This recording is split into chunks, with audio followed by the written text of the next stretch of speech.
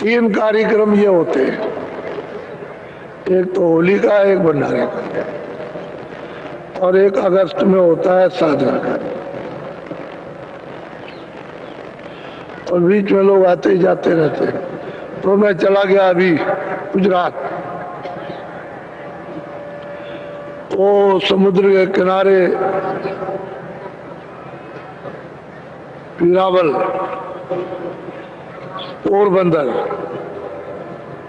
राजकोट, जामनगर, अहमदाबाद, इधर से गया जय उदयपुर, फिर आपके उधर बड़ौदा, सूरत, चला गया बम्बई, नासिक में कार्यक्रम।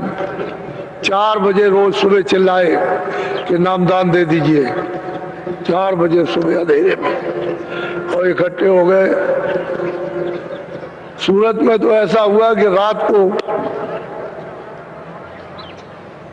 बसें आई और वो सत्संग में सम्मिलित नहीं हो सके, तो रात को बेचारे मतलब पहुंचे पड़े रहे। 4 बजे चिल्लाए। तो आप ये समझिए कि चलते चलाते सड़क के ऊपर में उनको नामदान दिया, सड़क पर। अब ये दशा है, नामदान लेने की एकदम पुकार कि वो दे दीजिए।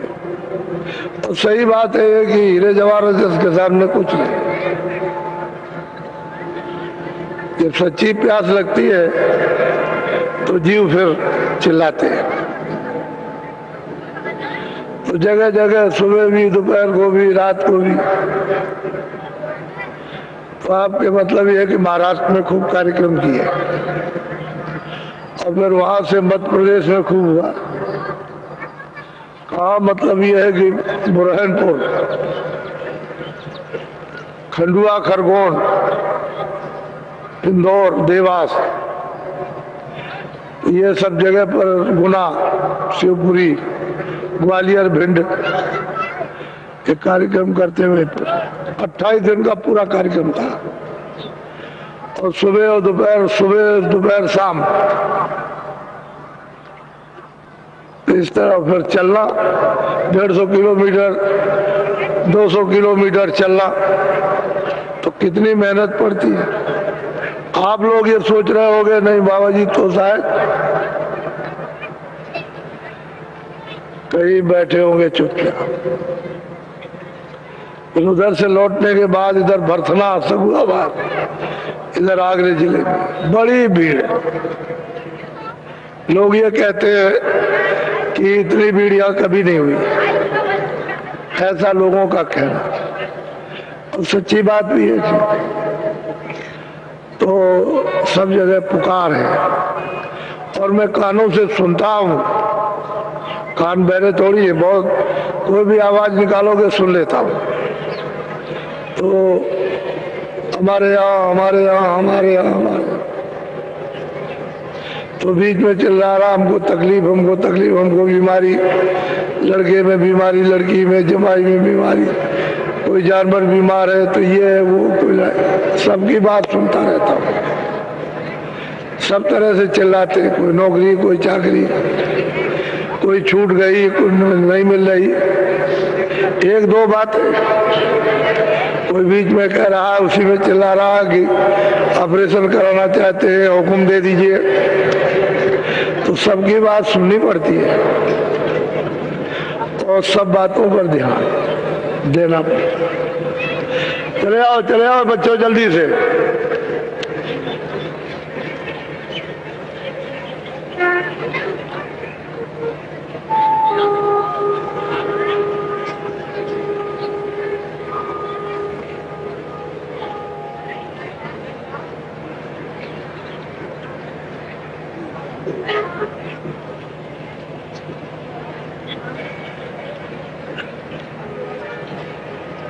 नायक साहब खड़े हो जाइए आप, जरा पीछे देखिए, पीछे देखिए कितने चले आ रहे, देखिए। आप बैठ जाओ सब।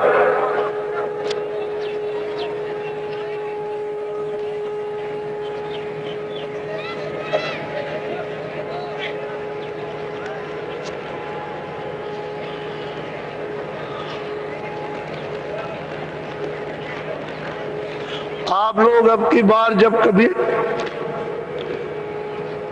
इस 96 में जब जुलाई का महीना आए, गुरु पूर्णिमा का अवसर, तो नदियों का किनारा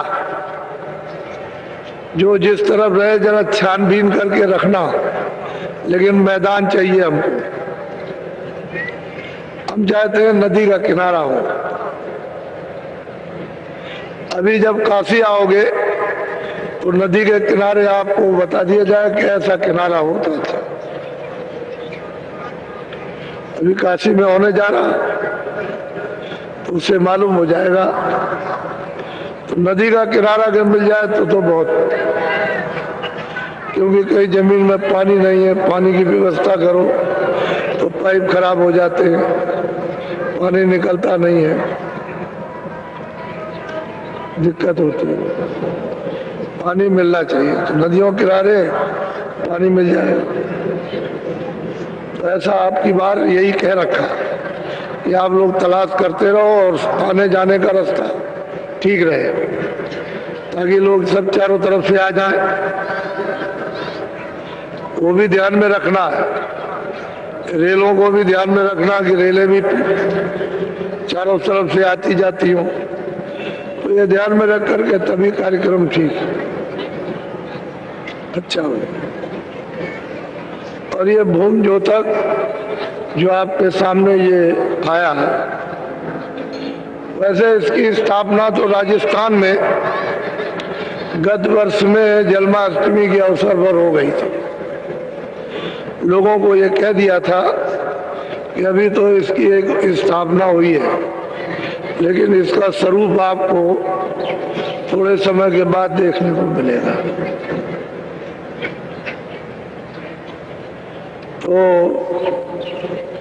तो किसी समय पर भी एक बार ही कोई ज्वार भाटा आ सकता है। सबकी बुद्धियों का एक बड़ा दरिया बन सकता है।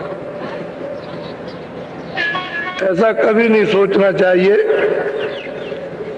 कि मनुष्यों की हिंसा ही हो जाए तभी देश ठीक बनेगा। ऐसा भी सोचना चाहिए कि हिंसा भी ना हो और मानव ठीक हो जाए, देश ठीक हो जाए। ये तो कोई खूबी नहीं है कि मनुष्यों की हिंसा कर दी जाए। राजाओं को चाहिए कि प्रजा की हानि तो होनी नहीं चाहिए, क्योंकि प्रजा रहती है निर्दोषी। तो उनको इस कलंक से तो बचना ही चाहिए। वैसे ये कहा गया है कि तप करो तो राज मिलेगा, यानी तपस्या करने से तो राज दिया जाता है कि राज ले।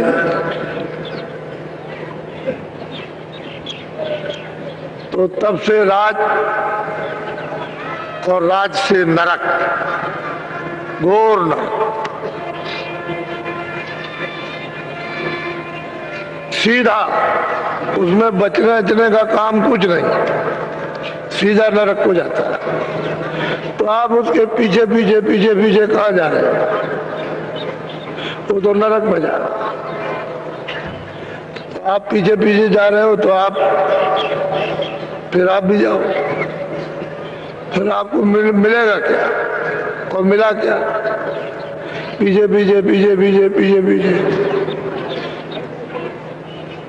और जब तपस्या करे और राज मिले तो राज को त्याग दे कि हमको राज नहीं चाहिए, तब भगवान मिलता है। तो राजा के लिए तो भगवान है ही नहीं, क्योंकि उसने तो राज पा लिया और सीधा नरक। अब जनता जो है उसे तो भगवान मिल जाएगा, क्योंकि उसे तो राज चाहिए नहीं। हमको तो दिन में काम चाहिए, काम किया, शाम को बच्चों की सेवा, और मनुष्य मंदिर में भजन, तो भगवान मिलेगा। और वो तो राज मिल गया तो सीधा खुल गया दरवाजा, उसमें कोई रोक टोक नहीं, बस शरीर पूरा हुआ और सीधे ले गए। तो आप लोग इसलिए दोषी हो गए हो कि उनके पीछे पीछे पीछे पीछे लग करके वो बुद्धि दान दे दिया। जब बुद्धि आपने दान में दे दी तो सबसे बड़ी मनुष्य शरीर में बुद्धि है, वो तो दान में दे दिया कि लो, तुमको हमने अपनी बुद्धि से राजा बना दिया, अब तुम जो चाहो सो करो। तो उसने घना घोर पाप किया। तो वो पाप इसलिए तुम्हारे ऊपर में बढ़ गया कि तुमने बुद्धि दान दी, और दान दे करके राजा बनाया, और उसने जो बुरे से बुरे काम किए जगत, वो सब आपके ऊपर बटे, तो आप भी भोगी हो गए, उसकी सजा आपको भी मिलेगी। ये पक्की बात है, इसमें इधर उधर की बात कुछ नहीं। जो सत्य है वो सत्य है, उसमें हेर फेर नहीं हो सकता, क्योंकि महात्माओं को तो ये सब दिखाई देता है, कोई ऐसे अंदाजियन थोड़ी कुछ कहते हैं। तो इसलिए आप लोग ये पीछे पीछे पीछे पीछे छोड़ो, और बुद्धि को आप संभाल के रखो, तब आप बचोगे इस घोर जगन पाप से, और नहीं तो गए। सही बात तो यह है कि हत्या तो लगी गई, तो आगे समय बड़ा खराब आ रहा है। अमेरिका रोएगा, चीन रोएगा, जापान रोएगा, जितने भी अरब देश है, जितने भी और देश हैं, भारतवर्ष रोएगा, सबको रोएगा। समय बहुत खराब आ रहा, और वो चंडी मसाल लेकर अपना पूरा काम कर रहे हैं। उसका नाम ही चंडी, वो जो चंडी वो नहीं है जिसको आप समझते हो, उसका नाम चंडी है। तो मसाल लेकर के घूम रही है, सब जगह जाएगी, कोई मुल्क छोड़ेगी नहीं। सब मुल्क की राया, सेठ साहूकार वहां की सरकार है, सब की सब रोएंगी। भारत की राया, भारत की सरकार, भारत के सेठ साहूकार विश्व के राज्यों में जाएगी और धन को धीरे से साफ करेगी। तो ये छोटी मोटी तकलीफ तो नहीं है, ये तो बहुत बड़ी तकलीफ व्यापेगी। ये छोटा मोटा कष्ट नहीं है, वो वहीं से हटेगी, तो धीरे से ऐसे हटेगी। उसको अपना काम करना आता है, तो तुमको दिखाई भी नहीं दे सकती, तुम चिल्लाते ही रह जाओगे। लेकिन महात्मा इसका पता लगा लेते हैं, उनको मालूम रहता है। जो दिव्य महापुरुष होते हैं वो जानते हैं। तो समय आगे बहुत खराब, यानी बहुत ही खराब, थोड़ा नहीं, और हर प्रकार से, बीमारी से, झगड़े से, अन्न की कमी से, लोगों की लड़ाइयों से, इससे एक दूसरे के मुल्क पर हमला करना, ये कोहराम जनता, उसका बहुत विचित्र भयावह दृश्य सुनने को भी मिलेगा और देखने को। ऐसी तो इसलिए हम आगाह करते रहते हैं कि आप लोग सावधान हो जाओ और दिन में अपना काम करो। अब से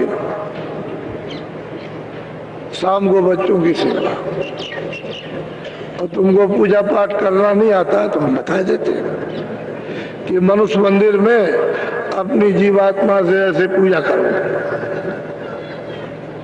इस तरह से भजन करो, 10 ही मिनट करो, 5 मिनट करो, तो इससे क्या होगा? बचाओ, आफत से बचाओ, मुसीबत से बचो, खिल जाओगे, फिर कोई चारा रहेगा नहीं।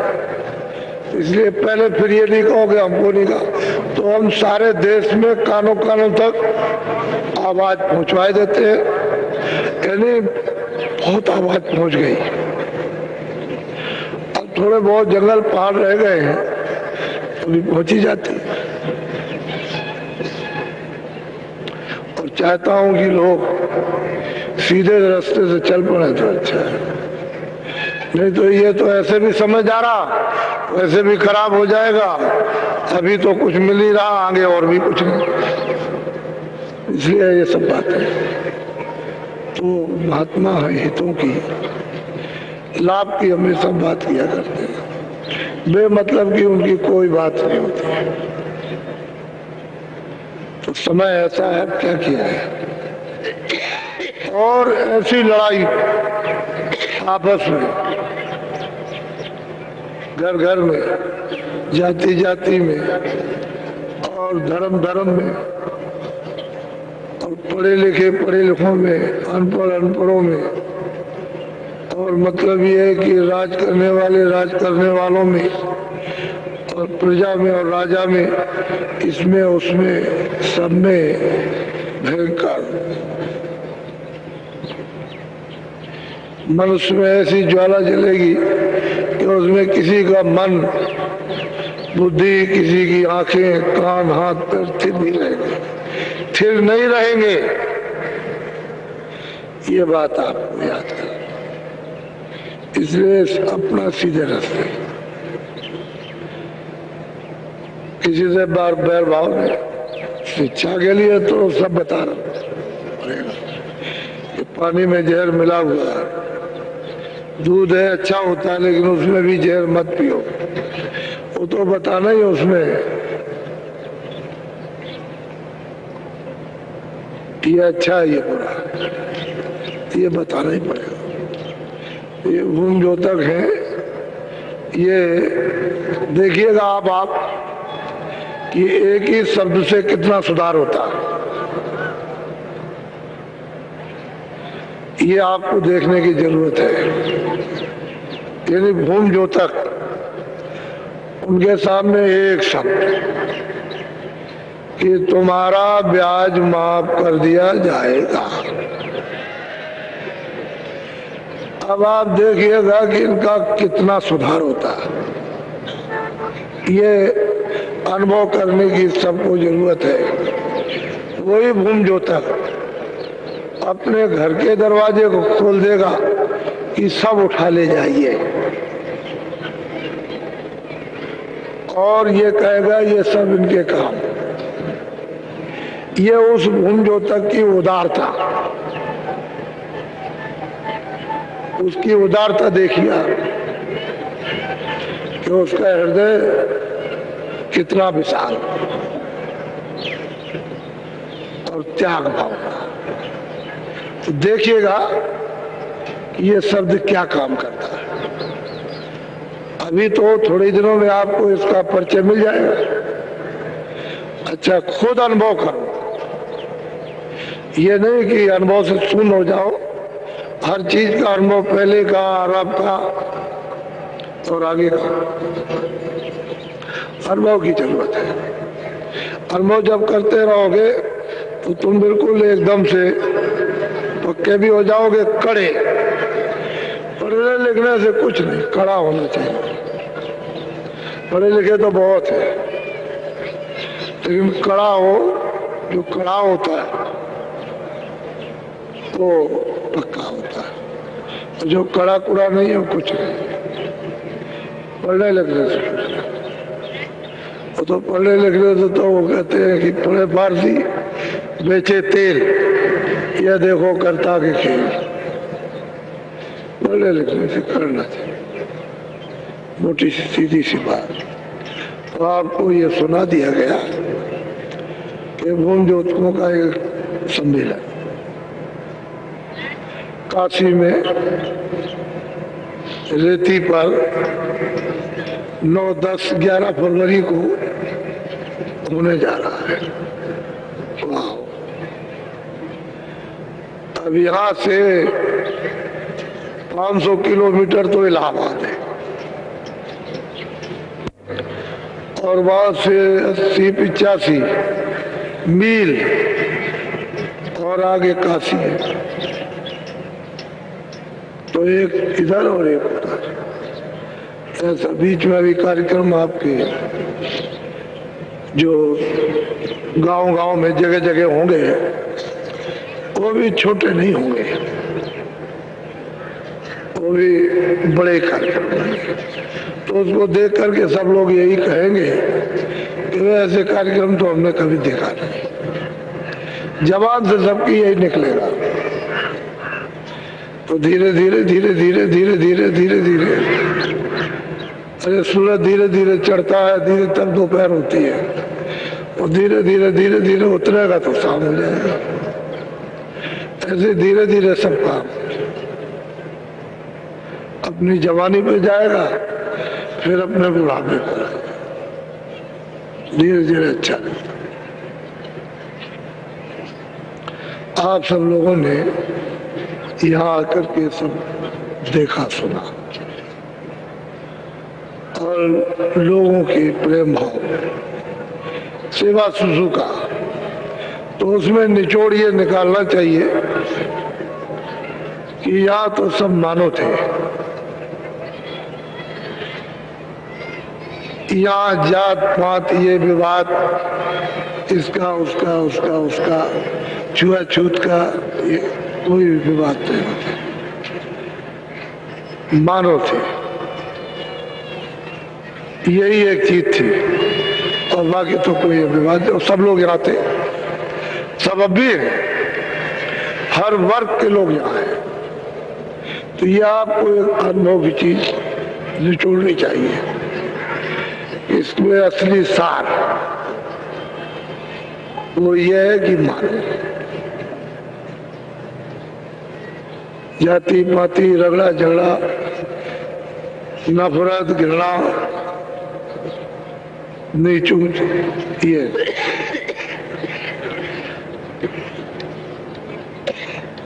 जब मनुष्य इसका शोधन करता है तो बहुत गंभीरता में चला जाता है। वो ये सोचता है कि सच्ची बात तो ये, आखिर में तो उसका जो विवेक है वो जवाब देगा ही कि इसी की जरूरत है और वही चीज पहले थी उसी के लिए, कहता है इसी की जरूरत है। जो सनातन थी बीच में बिगड़ गया, लेकिन अंत में भी वही चीज उसी की फिर इच्छा होती है।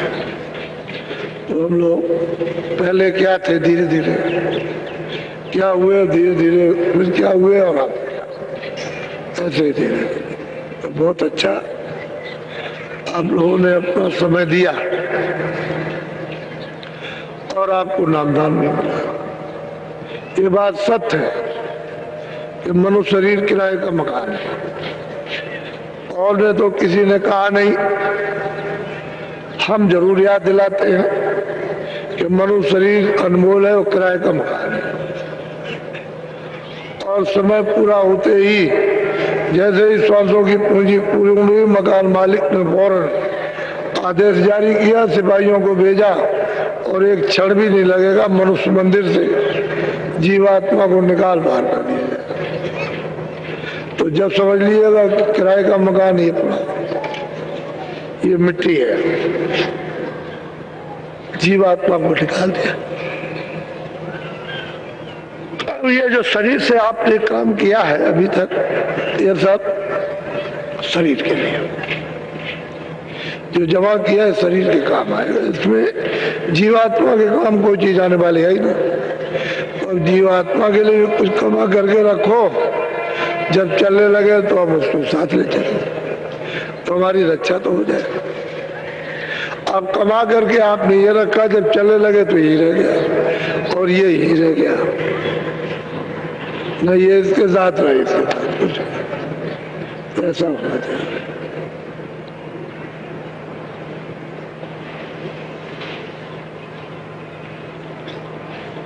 अच्छा, मैं थोड़ा सा बीच में भजन कराऊंगा, मेरी अंदर से इच्छा होती है भजन कराया जाए। तो अब तो सब नामदानी बैठे हो, क्योंकि अब तो नए लोग हैं नहीं, तो आप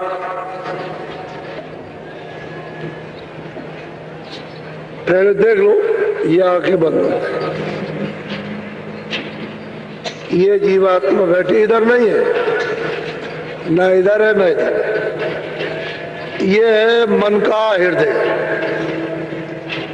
ये जगत का, इसको कहते हैं पिंडी मन। और ये सूरत दोनों आंखों के बीचों बीच बैठी, तो सूरत का हृदय ये और मन का ये स्थान। तो एक तो मन है पिंडी, यानी शरीर का, इस लोक का, पिंड लोक का, और एक मन अंडी, अंड लोक का, और एक मन ब्रह्मांड का। तीन मन। तीन मन ये क्यों बोले जाते हैं? फूलों के कारण। एक मन तो बिल्कुल पिंड लोक में गंदा, वासनाओं में लिप्त, और एक मन है अंडी, ऊपर जाएगा, और एक मन है ब्रह्मांड। अब ये तीन मन हो गए और इनके मुकाम, लेकिन असली इसका भंडार जो है ब्रह्मांड में। यहाँ से अगर इसको साथ साथ ले जाया जाए तो जब वो अपने भंडार में, ब्रह्मांड में पहुंचेगा तो भंडार में मिल जाएगा और वहां उसका सर्व सुख है। यहाँ तो कुछ नहीं, वहां से सूरत उसकी दोस्ती से, उसके जाल से अलग होती है। सूरत अकेली आई है, जिसको जीवात्मा रूह कहते हैं, वो अकेली आई। उधर से साथ नहीं आया, लेकिन ये नीचे से मसाला दिया गया है। तो कारण में तो शब्द स्पर्श रूप रस था, त्रिकुटी स्थान पर जहाँ ओम बैठे हुए, वहां तो ये, तो सूरज जब आई ऊपर में तो वो शब्द रूप थी, तो नीचे उतार दिया, तब तो उसको ये बोध हुआ कि शब्द क्या है, स्पर्श क्या है, रूप क्या है, रस क्या है, गंध क्या है, सुगंधी क्या है, ये सब पांचों चीजों का तब उसको ज्ञान हुआ। पहले तो शब्द रूप स्वयं थी, नीचे उतर करके आई तो लिंग शरीर में मन बुद्धि चित्त ये लगा दिए। इनका अलग अलग भंडार है, एक इधर है, एक इधर है, एक इधर, एक इधर।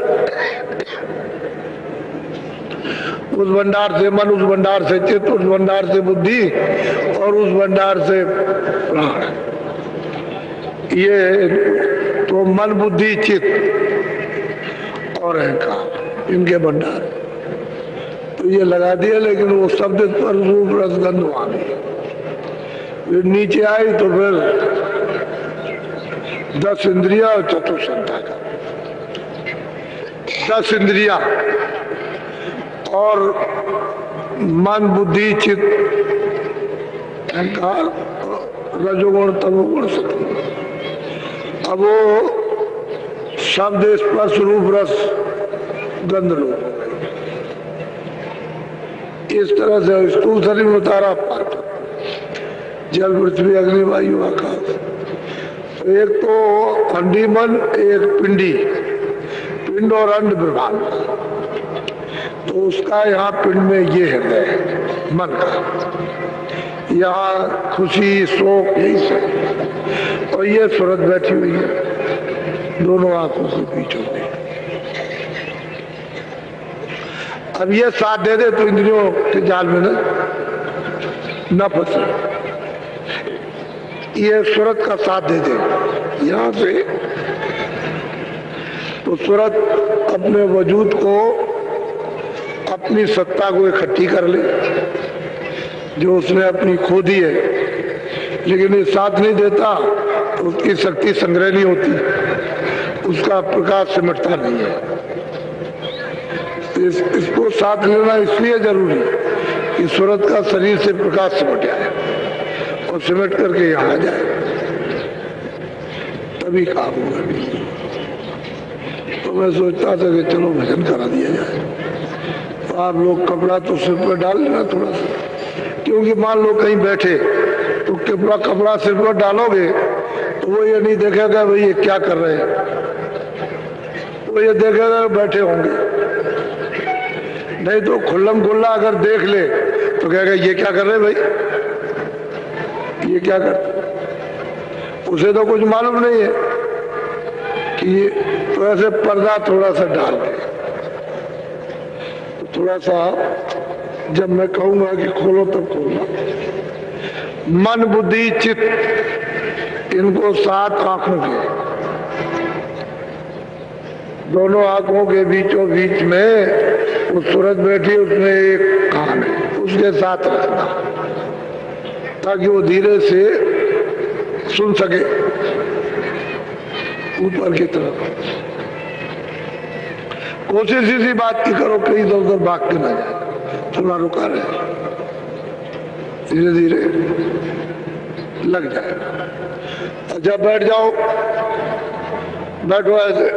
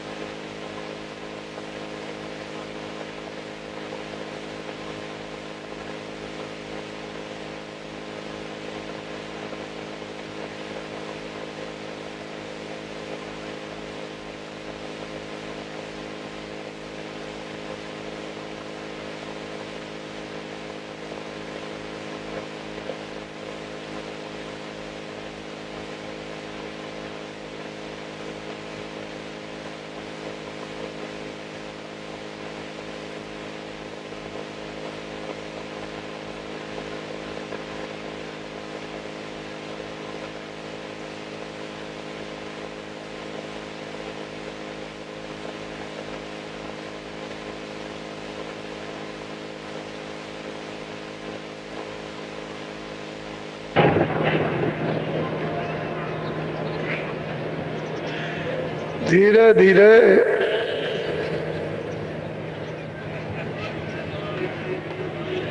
बैठक आ जाएगी। नए लोग होते हैं, थोड़ा सा उनका पैर थोड़ा थक जाता है, तो धीरे धीरे आदत पड़ जाएगी। जब करोगे आप 2, 4, 10 दिन के बाद, क्योंकि कभी तो ऐसे बैठे नहीं हैं, तो जो लोग बैठते हैं उनकी आदत हो गई। ये बहुत अच्छा आसन है। तो देखा होगा ऐसे करते हैं, उसका मतलब है ये कि आसमान से आवाज आ रही उसे सुनो। तो वो जब भेद जानने वाले नहीं रहेंगे तो क्या बताएंगे। इसी तरह से सब मतों में ऐसे ही हो गया, जब जानने वाले नहीं रहे, उसकी कमाई वाले, तो फिर वो मतलब किताबें भी ऐसी रख दी और वो मतलब ये कि लकीर के फकीर। महात्मा हमेशा कह के जाते हैं कि जीवों को जो नए आने वाले उनको हमेशा खूब तलाश करते रहना चाहिए। अब जिनको मिल गया वो तो ठीक है, लेकिन हमारे बच्चे जब नए नए पैदा होंगे तो उनको भी चाहिए रास्ता। तो हम जताते बताते रहे तब तो वो होशियार हो जाए, तो बताना ही बंद कर देते, तो आप चले गए बस, तो उनकी खोज बंद हो जाती है। हमेशा महात्माओं की खोज के लिए बराबर अपने बच्चों को भी निर्देश देते रहे, तब ऐसे फिर मिलन होता रहता है। तो खोज बंद हो गई तो पहचानने में नहीं आ सकते। अब वो सूरत ने सब कुछ डाला,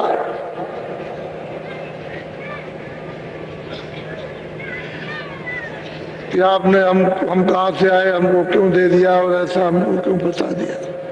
तो उन्होंने सब उत्तर दे दिया, ये तो मर्जी थी, मौज थी, ऐसी रचना करना था और सेवा के बस होके मैंने तुमको दे दिया। अब तुम मुझे समरथ समझो और मैं तुमको ले चलूंगा, मेरे साथ चलूंगा, कोई तुमको रोकेगा नहीं। अंदर में वैसे बड़ी बात है, कोई अगर बगैर गुरु के जाना चाहे तो उधर कोई नहीं जा सकता। ऐसे सांप फुसकार मारते हैं ऐसे, तो उसी में बेहोश हो जाएगा। ऐसे ऐसे गुजर और कीड़े ऊपर कूदते हैं, लेकिन वो महात्मा के साथ जाएगा तो कोई कुछ नहीं बोलेगा, अकेला नहीं जा सकता। वो तो वहां खड़ा हुआ है जो दहाड़ रहा, उसकी दहाड़ सुनकर कोई उधर जाएगा। लेकिन जब वो महात्मा मिल जाते हैं तो फिर चला जाएगा। तो उसने अपनी शंका समाधान सूरत ने महापुरुष से कर ली और उसने कहा कि देख तो मैं तुझे बताता हूँ, तू कर क्या। इस मनुष्य रूपी मंदिर में बैठ करके बहुत प्यार से समझाते हैं। बोलो। तब सूरत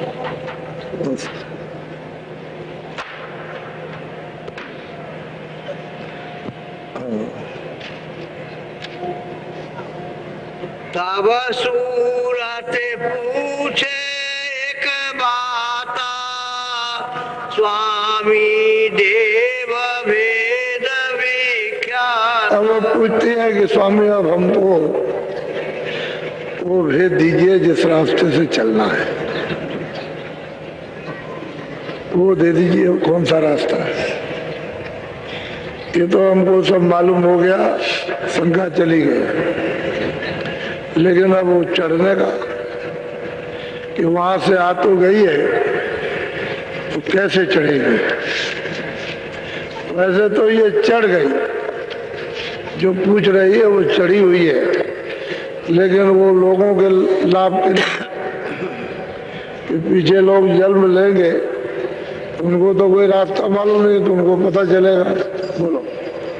तब स्वामी ने वचन सुनाया, मार्ग कायो भेद लखाया। महापुरुष ने बताया कि देख सुना,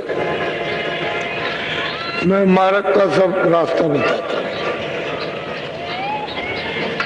और जो बताऊंगा उसी रास्ते से तू चली जा, अपने घर में पहुंच जाएगा। बोलो। 5 नाम का सुमिरन करो, श्याम सीत में सूरत धरो। हाँ, वो कहते देख सूरत 5 नाम का सुमरण करना। ऐसे जब कबीरदास जी हाथ में आए तो उनको भी लोग भूल गए, ये सब भूल गए। नानक जी आए, ये सब भूल गए। कहते 5 नाम का सुमरण,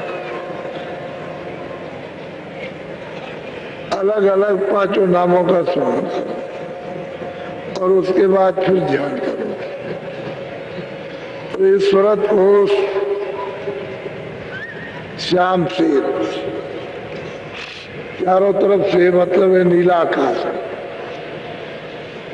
और बीच में वो जड़े हुए हैं, बिल्कुल श्वेत है। कहते हैं सूरत को अपनी दृष्टि में जमा, 5 नाम का सुमरण कर और फिर उनकी दया ले तो ध्यान कर। ध्यान में कहते हैं कि श्याम से,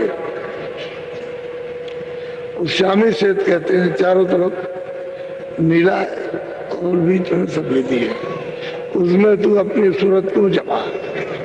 निशान बता रहे तो तेरी आंखों के सामने, जब तू अपनी दृष्टि जब बंद करेगी, अंदर की आंख से देखेगी तो वही जो काला तिल है उसी में होके दरवाजा हो जाएगा।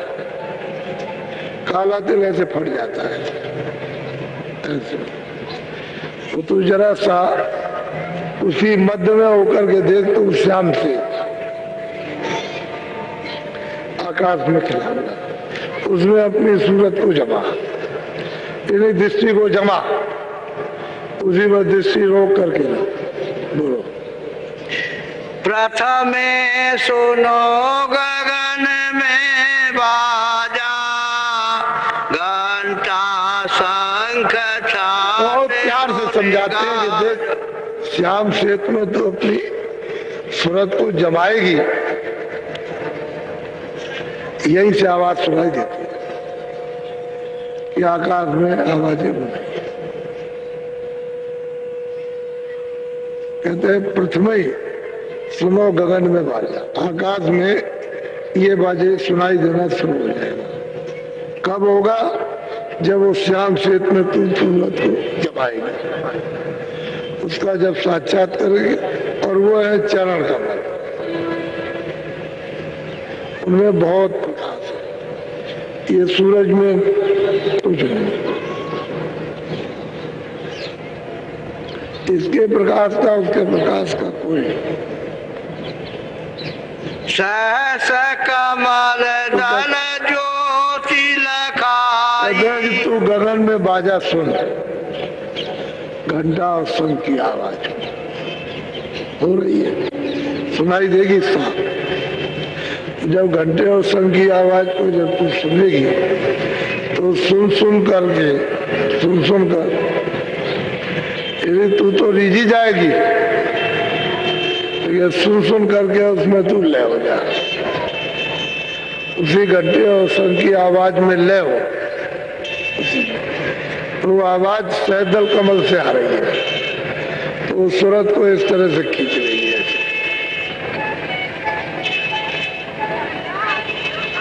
जब वो आवाज खींच लेगी तो जहां से आवाज निकल रही है ये सूरत उसके सामने खड़ी हो जाएगी, ऐसे सामने। तो जब खड़ी हो जाएगी सामने तो उसका साक्षात्कार हो जाएगा, दर्शन होगा। उसी वो कहते हैं दीदार, दर्शन, साक्षात्कार। आंख से देखेंगे तो निशान बता रहे हैं कि तू श्याम क्षेत में अपनी सूरत को दृष्टि को जमा, और वहां से गगन में तरह तरह की झनकारें, लेकिन ये तुझे सुनाई देगा घंटा से। जब तू इसको सुनेगी और ले होगी तो वो आवाज खींचेगी, इस सूरत को खींच लेगी और वहां ले जाएगी सामने जो ज्योति स्वरूप विराजमान है उनका। वैसे नीचे और भी ज्योत है, उनका कोई हवाला नहीं, तो मिलती तो सब है, लेकिन इसमें कोई जिक्र की जरूरत नहीं है। इसमें तो बहुत सीधा साधा इसे सूरत को समझा रहे हैं कि तू ऐसे ऐसे कर तो ये होगा, क्योंकि जाना तो अब रास्ते ही से, इस रास्ते से नहीं चलोगे तो मुकाम पर नहीं पहुंचो, किसी मुकाम पर नहीं पहुंच सकते हो तो रास्ता ही जाने का। और ये लोग सब मुकाम पर बैठे हुए हैं, ये मुकाम पर वहां के वाला ऊपर इस तरह से बैठे। तुम रास्ते से जाओगे तो मुकामों के मालिक मिलेगा, रास्ता छोड़ दोगे तो उनमें से कोई नहीं मिलेगा। तो निशान बता रहे हैं कि शाम से मैं सूरज तू अपनी जमा और पृथ्वी सुन गगन में बाजा। पहले ही पहल गगन में आवाजें आएंगी बाजों की, जब सुनाई देने लगे तो घंटे और शंख की आवाज को छाट ले और उसमें ले हो जाए। बोलो। बंक पार त्रिकुटी में गई ओंकार और रात ढोने लगी। कहते हैं कि जब उसका साक्षात्कार हो गया सैदल कमल में ज्योति स्वरूप निरंजन भगवान का, तो वहां से और आवाजें ये छूट जाएंगी, ये अपने मुकाम ही पर रह जाएंगे, आगे नहीं। ये ऊपर की तरफ आवाजें नहीं जाती, इनकी जो सीमा है उसी के अंदर। तो ऊपर की तरफ में जब तू उधर देख तो बहुत किस्म किस्म के पहाड़ है, तरह तरह के पहाड़ दिखाई देंगे, बहुत बड़े बड़े। इन सब पहाड़ों को ढेर कर दीजिए तो उसकी बराबरी इतने की भी बराबर नहीं। बहुत बड़े बड़े पहाड़। कहते हैं उन पहाड़ों पर ऊंची नीची घाटी है, तो कितने लाखों इन्हीं योजन नीचे चले जाइए तो कोई पता नहीं चलता।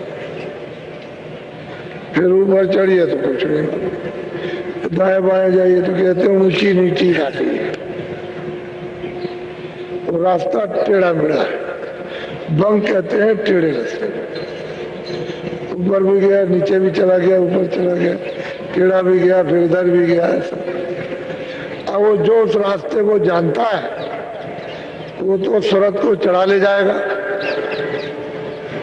और जो रास्ता नहीं जानता तो वहीं से गिर जाएगा, तो आगे नहीं जा सकते। लेकिन जब ऊपर की तरफ जाएगी तो सैदल में कमल में दर्शन करके जाएगी ईश्वर का, वैसे आगे नहीं जा सकते। उसको दर्शन मिल गया तो कहते हैं आगे तो बंग और टेढ़े रास्ते की तरफ चलो, नीचे घाटी में उस तब पर पढ़ो। फिर बोलो। आगे पहुंची सोन मजार रंकार धोने सोनी पुकार। सैदल कमल से ऊपर जाएगी और वहाँ ऊंची नीची घाटी, तो मतलब त्रिकुटी मुकाम है वो, तो ब्रह्म विराजमान।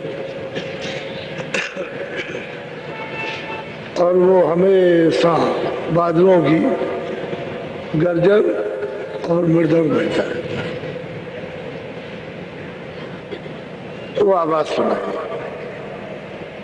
जैसे ऊंची नीची घाटी, नीचे गई ऊपर गई, नीचे उतरी ऊपर उतरी, वो तो ऐसे गई फिर नीचे चली गई फिर ऊपर चढ़ी, ऐसे बहुत ऊंची नीची घाटी, तब ये आवाज सुनाई देती है। तो कहते हैं कि वहां त्रिकुटी स्थान है, उस पर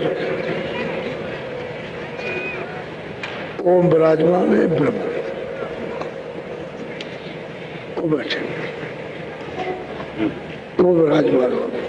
तो जब वहां जाएगी तो उनका दर्शन, वो तो बहुत ही सुंदर है। यानी नीचे वाले भी उनसे बहुत ज्यादा वो सुंदर। और वैसे तो महात्माओं ने कह दिया है किस तरह की उनकी छवि है, सजावट है, और कितनी सुंदरता खूबसूरती, वो यहाँ बयान नहीं की जा सकती। बहुत सुंदर। तो कहते हैं वहां मुकाम पर पहुंच करके उसका साक्षात्कार, उसका दर्शन। इसी को संतों ने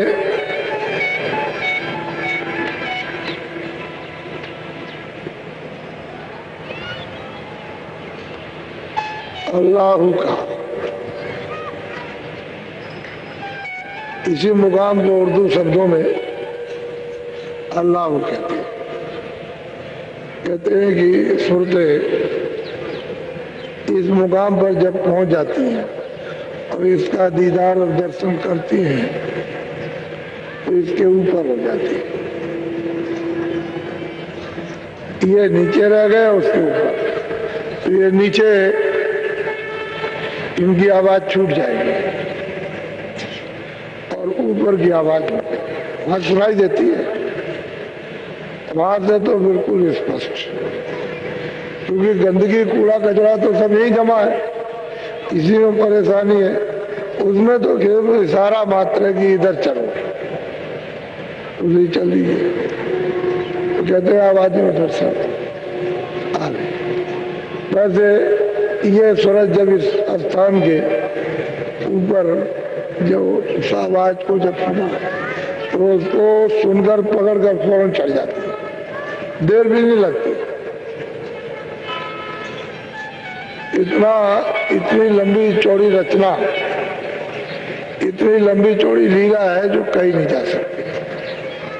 ऊपर जाएंगे तो पार ब्रह्म विराजमान,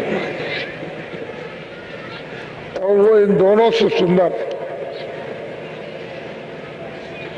कैसी उनकी छटा, कैसी सूरत, उनका चेहरा मोहरा कितना खूबसूरत, जिसका यहाँ कोई चित्र में भी अगर बनाया जाए तो नहीं आ सकता, और कहने में भी नहीं आता, क्योंकि कोई चीजें तो यहाँ होते नहीं है। बहुत सुंदर इन दोनों से। तो सूरत उसको देख के कितना मस्त हो, लेकिन खूबी उसमें यह है कि इन्हीं के दर्शन के साथ साथ एक ऐसी छटा है वहां अद्भुत कि उसके सामने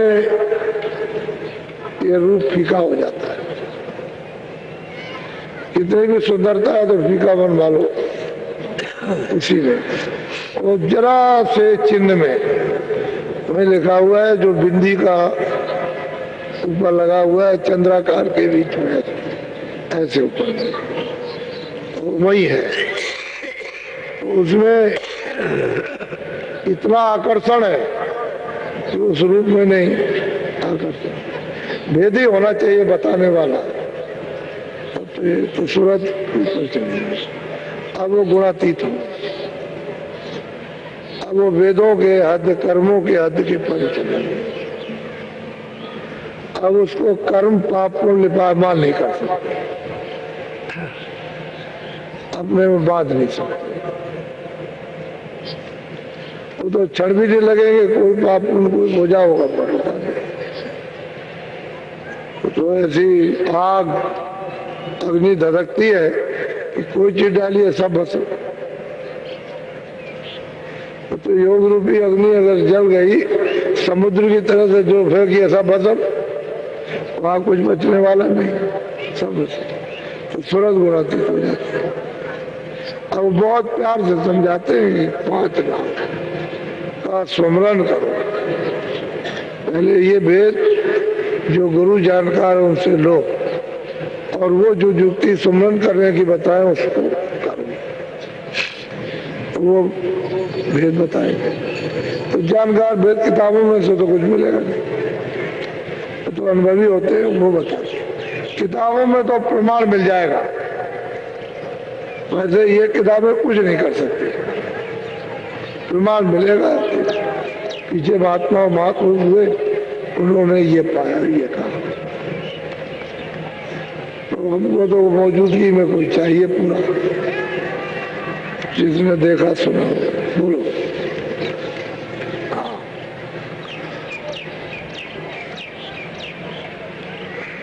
बोलो बोलो।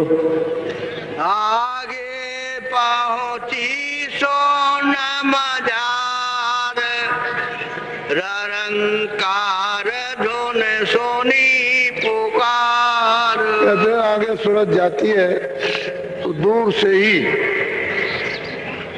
यानी आवाजें सुनाई देती हैं, उसमें से आवाज निकलती है अपने नाम की, जिसका जो नाम है उसमें से आवाज निकलती है। लोगों को ये मालूम नहीं है कि अक्षर कहाँ से आए, किसी को पता नहीं है ये अक्षर कहीं से आए। तो मतलब ये इधर तभी भाषा में आपने प्रयोग किया। भाषा अगर पहले से नहीं होती तो फिर भाषा क्या पता, भाषा थी ऊपर से आई है। बोलो। केंगारी और सारंगी सुनी, मान सरोवर चढ़े चढ़े गुनी। गुड्डी में ब्रह्म विराजमान है, ये इसको कहते हैं गुरु पर। क्या गुरु बैठे हुए, उनका रूप अलग है, इनका रूप अलग है, लेकिन वही बैठे हुए। तो ऐसा त्रिकोण है त्रिकुटी कि जहाँ ब्रह्म भी है गुरु भी है, तो गुरुवत कहते हैं। जब 10वें द्वार में पार ब्रह्म को प्राप्त करेंगे तो ये है पिया पद, इनको पिया पद कहते हैं। और जब सूरत आगे जाएगी सतलोक में, हो सतलोक सदगुरु पर, तो कहते हैं कि जब ये आवाज सुनी किंगरी सारंगी की तो फौरन खींच के ले जाएगी और ये पहुंचाएगी कहाँ, मानसरोवर, स्नान करने के लिए सूरत स्नान कर, वहां जाके स्नान होता है। बोलो। आगे महासोन मैदाना, जहाँ चारे धोने थे मेरे समान। बहुत सीधा रास्ता, क्योंकि उधर कोई अंधेरा तो है ही नहीं। अब वही बताना, जैसे दिल्ली गए दिन में, उनका देखो तो ये दिल्ली है, ये है, ये है, ये आगे गए तो ये है, फिर उसके बाद ये गए, ये अम्बाला पड़ा, और ये मतलब है कि अमृतसर, वो तो दिखाई देता है, अंधेरा तो है। अंधेरे का वहाँ क्या का, वहाँ दिन रात का, वहाँ नाम निशान भी करके, दिन रात तो यहाँ आंखों के नीचे है, ऊपर यहाँ भी नहीं। तो कहते हैं कि वहां गए तो महाकुंभ का इतना बड़ा मैदान है कि अरबों खरबों योजन का मैदान, उसमें अब सूरत गुरु रहेगा तो उसको पार कर सकेंगे। इतना वो चमक दमक सुंदर खूबसूरत कि नित्य प्रति किस तरह के वहां पर रचना के दृश्य होते हैं। ऐसा नहीं, बहुत प्रकाश हुआ। और यहीं पर एक एक वृक्ष कितने करोड़ों करोड़ों योजन की बुलंदी रखता है इसी मैदान में। और ऐसा मालूम होता है कि मतलब ये कि ये सारा का सारा जितना भी 3 लोग है, ये सब उसमें समाये हुआ है। ऐसे ऐसे दरख्त, और किस तरह के दरख्तों में खेल तमाशे हो रहे वो अद्भुत रूप से। तो बहुत दरख्त है, ये एक दो दरख्त है, ऐसे ऐसे बुलंदी रखते हैं, उसकी शोभा अपूर्व है। ओम महासुन का मैदान है, बोलो। भमर गुफा ऊपर देखी, सोहम बंसी बजती पे। कहते हैं कि हमने उसको भंवर गुफा को देखा इस मैदान के परे, और वहां पर मतलब यह है कि सोहम पुरुष विराजमान है और वहां बंसी बज रही है। हमने उसको सुना देखा कि किस में से बंसी बज रही है और अखंड बज रही है। अब इतना लंबा चौड़ा मैदान हो तो भंवर गुफा देश की तो बात ही छोड़ी, इसका मैदान ही शुरू में इतना लंबा। कहते हमने उसको देखा और वहां बंसी बज रही अखंड। ये महाकाल पुरुष, इनको पूरा अधिकार दिया महाप्रलय में कि ये सब की प्रलय कर देते हैं, इसलिए उनको कहते हैं महाकाल। ये अधिकार इन्हीं को है। तो जिस समय पर ये अपनी आवाज को वहां बैठ के बंद करेंगे तो ये सब यहां से सिमट चलेगा, कुछ नहीं, कोई चीज नहीं रहेगी। ईश्वर रहेंगे, न स्वर्ग रहेगा, न वैकुंठ, न मृत्यु, और न मतलब ये है कि ब्रह्मांड रहेगा, न पार, सब समेट के चले जाएंगे। कोई चीज कहीं कुछ है नहीं, रेसे भर में कोई चीज नहीं रह सकती, ये सबको समेट लेते, इसलिए इनको महाकाल पुरुष। तो महाकाल पुरुष ऐसे नहीं जो सबको समेट ले और चटाई की तरह से लपेट लेते ऐसे। और कितने युग भी जाएंगे, इनमें कल भी जाएंगे तो ऐसे ही लिपटा रहेगा। फिर जब कभी मौज मर्जी होगी तो फिर फैला देगा, फिर विस्तार कर देगा। बस इनके नाके तक तो महाप्रलय जाती है, इसके आगे नहीं, उसके आगे नहीं जाएगी। तो सूरत को समझा रहे, देख मैंने देखा, तो तुझे इस रास्ते से चलना है, चल तू भी चल, और तू भी वहां चल के देख। वैसे तो ये ले गए, इन्होंने सब दिखा दिया, लेकिन उस सूरत ने प्रश्न ऐसा किया है कि इन जीवों के हित में हो, तो इसका फायदा ये सब उठाए। बोलो। हाँ। ताके परे धाम सतनामा, बीना बजे सत। अब कहते हैं कि भंवर गुफा के महाकाल पुरुष के आगे कहते हैं वो सतधाम है। अब उसका क्या पारावार है,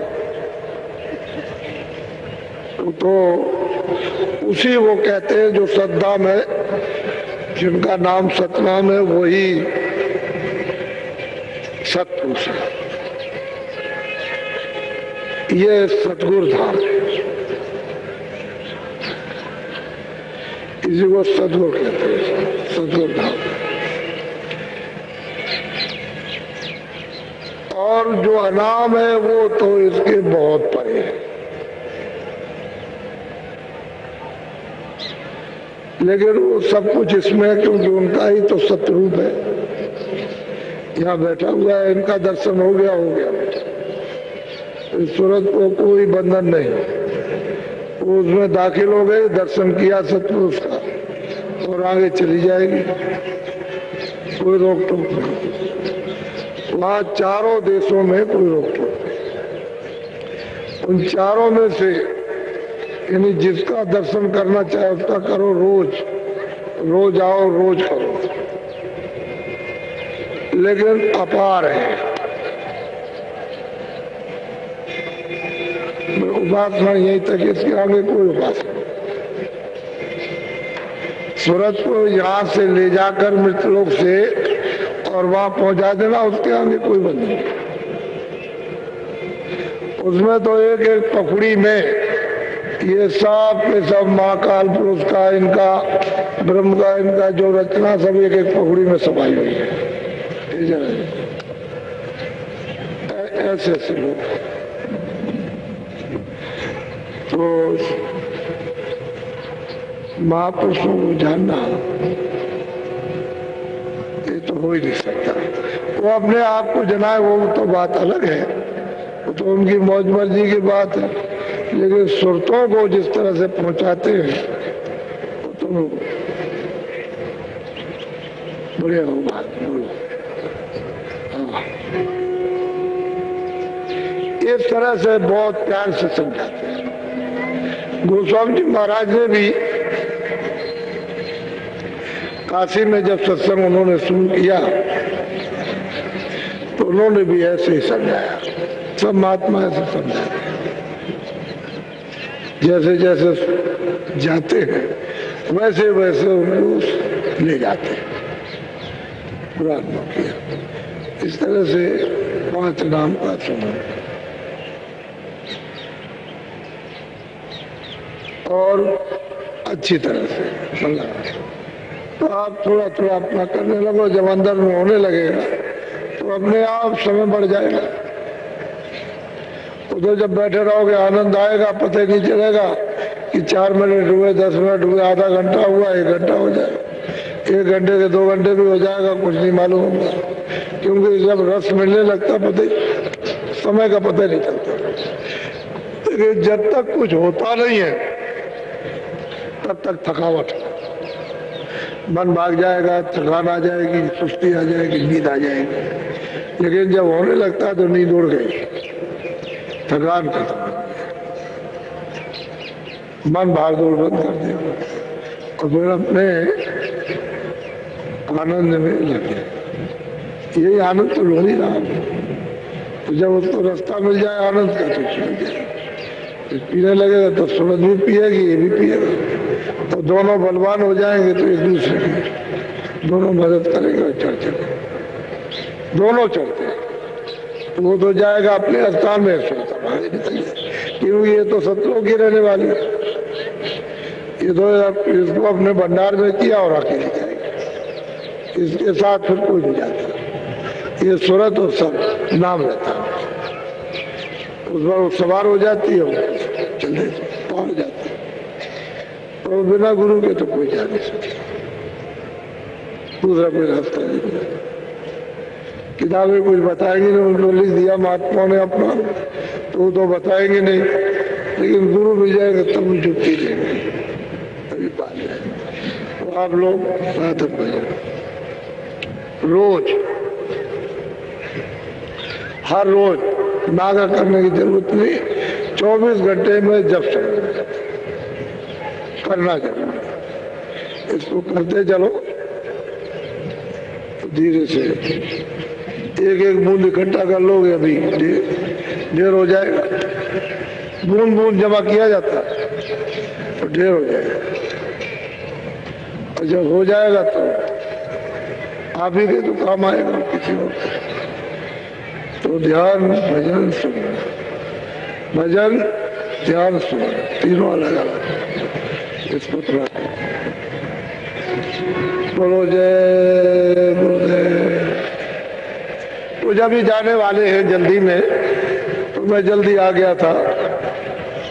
ये भी कुछ बस कुछ खाना बनाएंगे, बच्चों के लिए रखेंगे। अब जाओ, क्योंकि खेती भी है अभी, तो वहाँ बुआई करना है गेहूं की। अभी बाकी छोड़ करके आए कि चलो भाई वो भी कार्यक्रम कर आए, अभी लौट के बोएंगे। तो जल्दी जल्दी कुछ छोड़ आए हो, धान वगैरह भी, तो अभी कुछ पीटना पाटना जल्दी जल्दी भाग के चले। तो जुताई है, बुआई है, तो गेहूं भी बो दो, और जो घर का जो काम है तो अब तैयारी करो। अपने खाना ना बना लो बच्चों के लिए, कुछ बसें ऐसे इधर उधर चक्कर मार रही हैं कि जल्दी से लोग तैयार हो जाएं, फिर शाम को लोग या दिन में ट्रेन से जाएंगे। और ये काशी वाला संदेशा कि वहाँ काशी में होने जा रहा 9, 10, 11 फरवरी को, उसमें भूम ज्योतक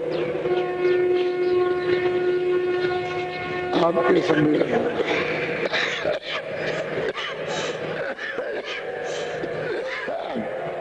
बोलो जय गुरुदेव।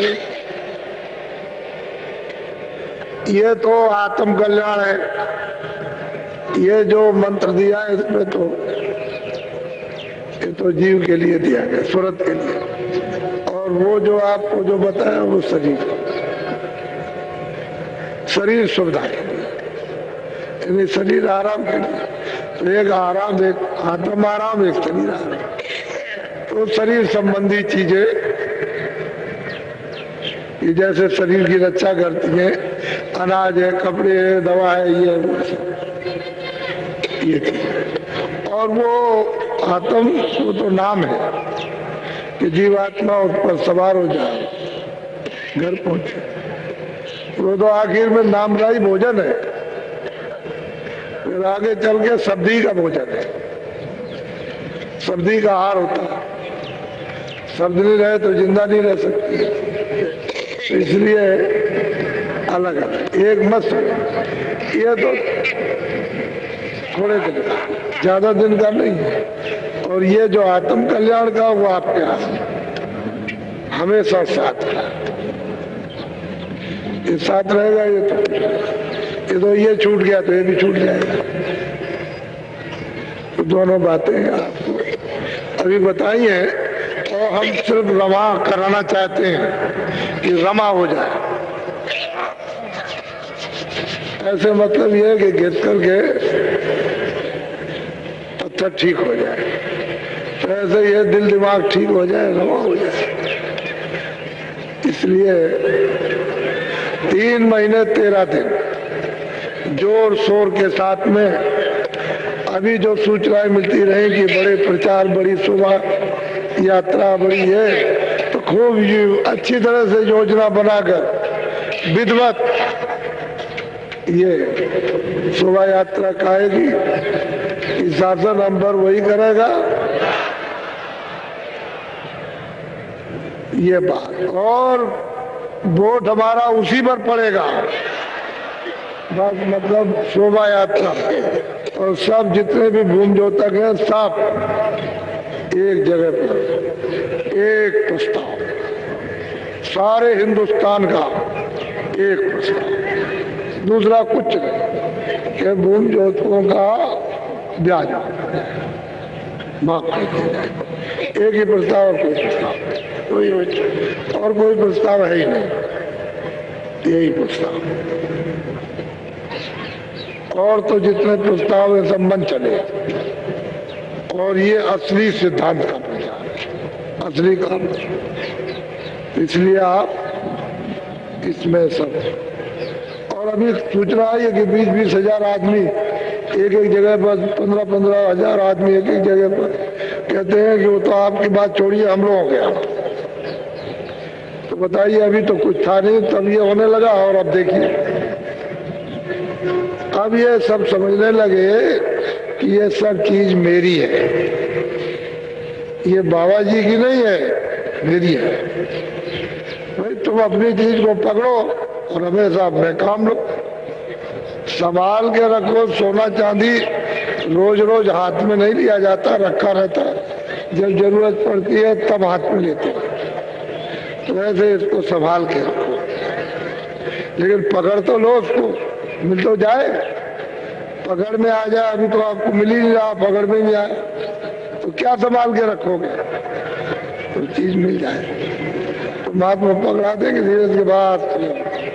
अब पकड़े रहो, अगर दुनिया ठीक ना हो जाए तब अब तुम उसको समझते ही नहीं हो। तो जल्दी से अब तैयारी करो बाल बच्चों के लिए। बोलो जय। देखो ठहर जाओ, आप बैठे रहो, जरा सा आप खड़े हो जाइए, उम्र हो गई। उधर घूम जाइए, इतनी उम्र हो गई लेकिन जवान से ज्यादा काम कर रहे हैं। देख लीजिए आप, लगे हुए इनको इस उम्र में क्या लालच है, इस उम्र में कि भाई तुम्हारा सबका भला हो। तो ऐसे ही लोग निकल आएंगे, इनमें से जवान निकल आएंगे, बैठे इनमें से। अभी हम निकाले देते हैं, घबराओ मत, इसी में से निकाले देते हैं। तो धीरे से, अरे भाई वृद्धों का भी इतिहास रहा, महात्माओं ने वृद्धों से भी काम लेते रहते थे और सेवा करते करते उन्होंने वो अमोलक चीज प्राप्त कर ली